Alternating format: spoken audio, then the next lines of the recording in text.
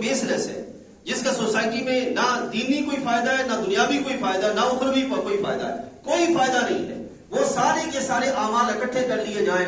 قرآن مجید فرقان حمید اعمال کی ڈیٹیل نہیں دیتا بلکہ اعمال کی بیس بیان کرتا ہے کہ تم ان اعمال کا مقصد دیکھو کہ اس کی بیس کیا ہے، اس کا مقصد کیا ہے. اگر مقصد بافائدہ ہے، با مقصد ہے، بامانہ ہے، اس میں کوئی نتیجے کا پہلو موجود ہے جو تمہیں دنیا میں بھی کامیاب کرے اور آخرت میں بھی کامیاب کرے، تو خالق کائنات فرماتے ہیں وہ توجہ کے لائق ہے. لیکن اگر کوئی بے مقصد پہلو ہے جس کی کوئی حقیقت نہیں ہے، جس کا نہ دنیا میں کوئی فائدہ نہ کوئی آخرت میں فائدہ، خالق کائنات فرماتے ہیں مومنوں کی شان یہ ہے کہ وہ بے مقصد کاموں کی طرف توجہ نہیں کرتے، بے مقصد کاموں کی طرف. اب آپ تھوڑا سا غور کیجئے گا، موبائل ہے، اس میں نہ جانے کتنی ایکٹیویٹیز ہیں جو بے مقصد ہیں. ہمارے نوجوان صبح سے شام تک بیٹھتے ہیں، بہت سے دوستوں کے پاس بیٹھنا اکثر ایسا ہوتا ہے جو بے مقصد ہوتا ہے، اس کے کوئی فوائد نہیں ہوتے، کوئی ثمرات نہیں ہوتے. اسی طرح فیملی میں بہت سے پروگرام ایسے بھی رکھ لیے جاتے ہیں جو کہ محض جو وہ دکھلاوا ہوتے ہیں، اس کے سوا اس میں کچھ بھی نہیں ہوتا. خالق کائنات جل وعلا اس سارے پہلوؤں کو کن لفظوں میں بیان کرتا ہے؟ عن اللغو معرضون، جو بے مقصد کاموں سے اپنے آپ کو جو روکے رکھتے ہیں. اب یہاں پہ یہ یاد رکھیے گا، ویسٹ ایسے ہی بے مقصد کاموں کے بارے میں کیا کہتا ہے؟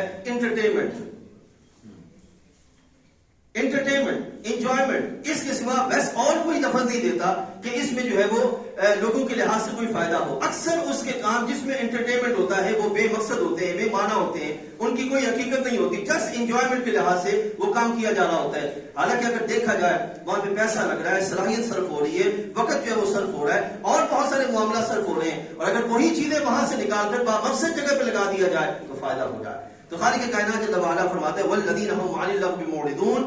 اب یہاں پہ سوچئے گا، ایمان کی بنیاد پہ جب کوئی بندہ چلے گا تو اس کو آگے کوئی ڈائریکشن بھی ملے گی، آگے کوئی رستہ بھی ملے گا. لیکن جب کوئی بندہ ایمان کو ایمان نہیں بنائے گا اور ایمان کو پیچھے چھوڑ دے گا، کوئی حیثیت نہیں دے گا، تو وہ بندہ خرابی کا شکار ہو جائے گا. تو خالق کائنات فرماتا ہے والذین هم عن اللغو معرضون. اب یہاں پہ رک کے میں دوستوں کو، خاص طور پر نوجوانوں کو یہ پہلو آپ کو سمجھاتا چلوں. یاد رکھیے گا، جب کوئی بندہ بے مقصد کام کی طرف ارادتاً جاتا ہے تو پھر اس ایک کام سے دوسرا کام بھی آ جاتا ہے، دوسرا رستہ کھلتا ہے، پھر دوسرے سے تیسرا رستہ کھلتا ہے، تیسرے سے چوتھا رستہ کھلتا ہے، یہاں تک کہ ایک چین شروع ہو جاتی ہے، اور اس چین کے سبب نتیجہ کا نکلتا ہے کہ بندہ اس بھون پھنستا چلا جاتا ہے، یہاں تک کہ اگر وہ واپس آنا بھی چاہے تو نہیں آ سکتا.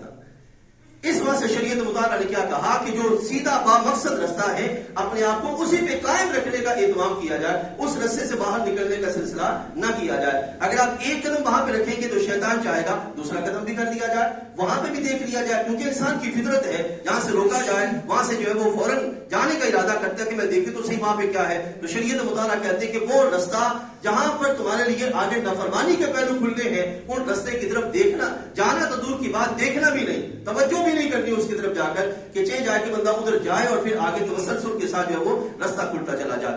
اب یہاں پہ یہ بھی بات واضح رہے کہ ہرگز ایسا معاملہ نہیں ہے کہ اسلام جو ہے وہ کھیل کود سے منع کرتا ہے. وہ کھیل کود جو کہ جسمانی ورزش کے لحاظ سے ضروری ہے، شریعت اس سے منع نہیں کرتی، شریعت اس سے نہیں روکتی. لیکن جو بے معنی پہلوؤں کی طرف بڑھتا ہے شریعت اس سے روکتی ہے، جس میں کوئی فائدہ نہ ہو.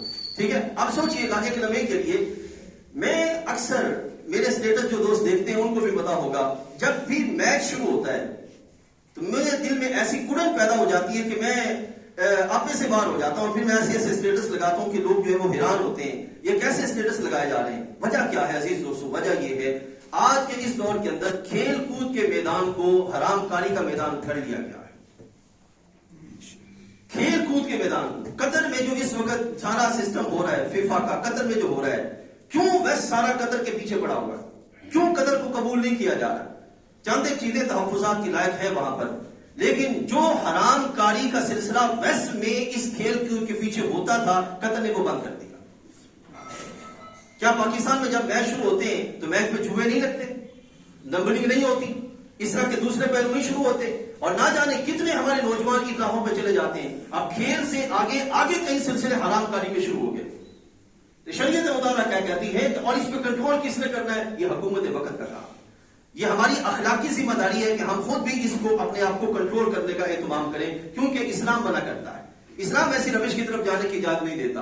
ہم سلام کرتے ہیں قطر کی ساری انتظامیہ کو کہ جنہوں نے اسلام کے جو بنیادی اعمال تھے ان کو درست رکھنے کا اور ان کی بنیاد پر سارا سسٹم مردوں کے سامنے پیش کرنے کا اہتمام. بہرحال جو تحسین کے لائق معاملہ ہو اس پر جو ہے وہ داد دینی چاہیے اور اس پر جو ہے وہ اپنے منہ کو بند نہیں کرنا چاہیے. ٹھیک ہے, تو یہ میرے دوستوں اس کو ہم نے سمجھنا ہے اور اس کے لحاظ سے ہم نے اہتمام کرنا ہے. اب بات کو ختم کرتے ہیں. خالق کائنات فرماتا ہے کہ والذین هم عن اللغو معرضون, جو بےہودہ بات کی طرف جو وہ التوا جو ہے وہ نہیں کرتے. بہت سے ہمارے نوجوان موبائل پر, کیونکہ موبائل ایک ایسی مصیبت ہمارے درمیان آن کھڑی ہے, حالانکہ یہ اپنی ذات میں نعمت ہے. یہ جتنی بھی چیزیں ہمارے درمیان ہیں, یہ موبائل, یہ جو ہے وہ اسپیکر ہے اور اس طرح کی جتنے بھی سائنسی ایجادات ہیں یہ نعمت ہیں, لیکن ان کو ہم نے خود مصیبت بنا دیا. میں آپ کو ایک واقعہ عرض کیے دیتا ہوں پھر ہم اپنی بات کو ختم کرتے ہیں. بہت سے ہمارے نوجوانوں کو یہ عادت ہے کہ فری وقت بیٹھے وہ موبائل پر پب جی کھیلتے ہیں. اس پب جی کی وجہ سے نہ جانے کتنی اموات ہو چکی ہیں. ٹھیک ہے, اب موبائل ایک ایسی چیز ہے جو ہمارے ہاتھوں سے جا نہیں سکتی, ہم اس کو ہاتھوں سے نکال نہیں سکتے. سائنس ہے یہ نئی نئی ایجادات لائے گی, ہمارے سامنے پیش کرے گی. اب آگے ہم نے کیسے چلنا ہے, ہمارا اس کے لحاظ سے رویہ طرز عمل کیا ہونا چاہیے. عزیز دوستو, طرز عمل یہ ہونا چاہیے کہ جو نوجوان فری اوقات میں ایسی ذمہ داریوں ایسے معاملات کی طرف جاتے ہیں جو آگے انہیں اس مقام پر لے جاتے ہیں کہ جہاں سے انہیں واپس آنا ممکن نہیں ہوتا, تو ان کو ایسے جو معاملات ہیں اس میں ایسے جو ہے وہ ذمہ داریاں دے دی جائیں کہ وہ اپنا فری وقت وہاں پہ مصروف کریں, چاہے جائے کہ ان راہوں کی طرف چلے جائیں کہ جہاں پر جو ہے وہ ان کو حرام معاملات یا ایسے معاملات کی جس سے ذہنی ڈپریشن کا سلسلہ شروع ہوتا ہو وہ سلسلہ پیدا ہو جائے. میں جو واقعہ آپ کے سننے لگا تھا, میرے ایک عزیز تھے, وہ بھی اس طرح پب جی کھیلتے رہتے تھے صبح سے شام تک. میں بڑا کرتا تھا کہ آخر اس کو میں کیسے روکوں.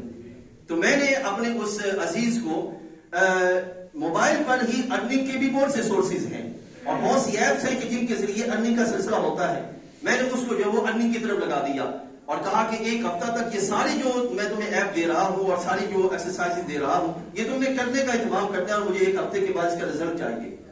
اب ایک ہفتے کے درمیان میں نے پوچھا کہ سناؤ وقت کیسا گزر رہا ہے, تو اس نے سر کھجلاتے ہوئے کہا کہ بھائی آپ نے ساری پب جی والی ٹائم ادھر لگا دیا, آپ نے سارا پب جی والا ٹائم میرا ادھر لگا. عزیز دوستوں, اگر ہم اپنے دوستوں کو, اپنے بچوں کو, اپنی اولاد کو ذمہ دارانہ طرز عمل سکھائیں گے تو انشاءاللہ ہم ان کے اثرات جو برے ہیں ان سے روک پائیں گے, اور اگر ہم ان کو نہیں سکھائیں گے تو نتیجہ کیا نکلے گا, وہ ہمارے ہاتھوں سے جا رہی ہے.